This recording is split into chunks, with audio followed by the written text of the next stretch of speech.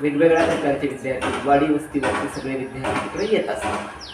एखादा विद्यार्थी खूप चिडचिडा असतो आणि तो अनेक समस्या निर्माण करतो आणि त्या समस्या निर्माण केल्याच्यानंतर त्याला तुम्ही समुपदेशन कसं करता किंवा त्या विद्यार्थ्याला योग्य मार्गावर लावण्यासाठी काय नेमके प्रयत्न तुम्ही करता, काय सांगा? हे खूप हा चॅलेंजिंग प्रश्न आहे खरंच. जेव्हा वाडी वस्ती जिथे कोणी पोहोचू शकत नाही अशा ठिकाणी पण मी काम केलेलं आहे. मी स्वतः 1.5 ते 2 किलोमीटर पायी जाऊन मी अशा पण शाळांमध्ये काम केलेलं आहे.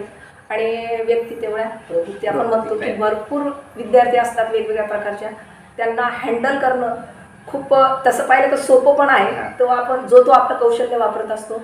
पण हा प्रश्न मी नक्कीच याचं चांगल्या प्रकारचं तुम्हाला समाधान करते की बरेच विद्यार्थी असे असतात की चिडचिड करतात. पण माझ्या अनुभवातून मी सांगते, गिव्ह अँड टेक. पेराल ते उगवेल. तुम्ही प्रेम द्या, तुम्हाला प्रेम मिळणार. तुम्ही चांगुलपणा पेरा, तुम्हाला चांगुलपणाच मिळणार. मग तो जर खतरनाक मार्गाने आपल्याकडे आला, समजा रागाने वगैरे की असं झालं तसं झालं, त्यावेळी जर आपण शांत चित्ताने जर त्याचं समाधान केलं तर मला वाटतं की तो नक्कीच शांत होतो. आणि हे माझे खूप अनुभव आहेत.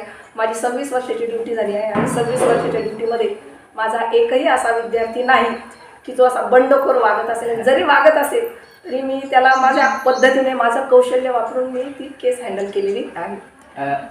छान पद्धतीने तुम्ही मला सांगितलं की विद्यार्थी कितीही रागामध्ये आपल्याकडे जर आला तर आपण त्या विद्यार्थ्याला बोलत असताना प्रामाणिकपणे किंवा शांत चित्तेने जर आपण त्या विद्यार्थ्याला व्यवस्थित मार्गदर्शन केलं तर नक्कीच तो विद्यार्थी योग्य मार्गावरती येऊ शकतो.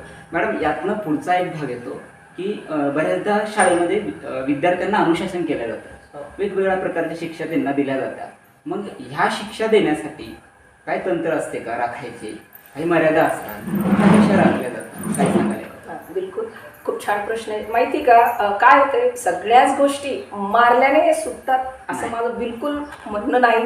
कारण की काही गोष्टी ना आपण जरा चांगल्या मार्गाने हँडल केलं तर लेकरं नक्कीच ऐकतात. त्याचा मुख्य पुरावा मी स्वतः आहे की असे खतरनाक विद्यार्थी मी हँडल केले. सध्या मी ज्या गावात कार्य करते त्या गावात 8वीचे जे विद्यार्थी त्यांचे पालक, विशेष म्हणजे मी माझ्या मुख्याध्यापकांचं सांगते की ते पण म्हणतात की मॅडम हे ऐकत नाही. पण मला असा कधीच अनुभव नाही आला की त्यांनी माझं नाही ऐकलं. कारण की आपलंच कौशल्य तिथं पणाला की तुम्ही त्याला कसं हँडल करणार. आणि माझं वैशिष्ट्य सांगते, माझ्या वर्गात टेबलावर जर तुम्हाला गाडी दिसत असेल तर ती केवळ पॉईंट करण्यासाठी वाचन घेताना